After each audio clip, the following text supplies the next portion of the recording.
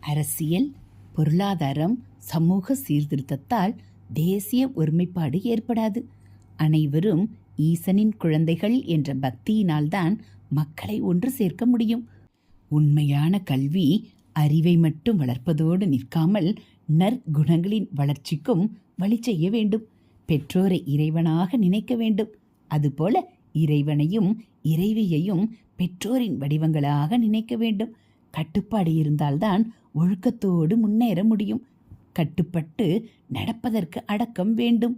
அகங்காரம் போனால்தான் அடக்கம் வரும். ஆசையும் காமமும் புனிதமில்லை, அன்புதான் புனிதம்.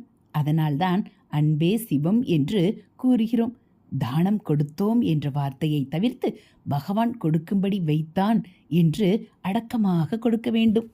ஹரஹர சங்கர, ஜெய ஜெய சங்கர. இது மகா பெரியவா அருள்வாக்கு.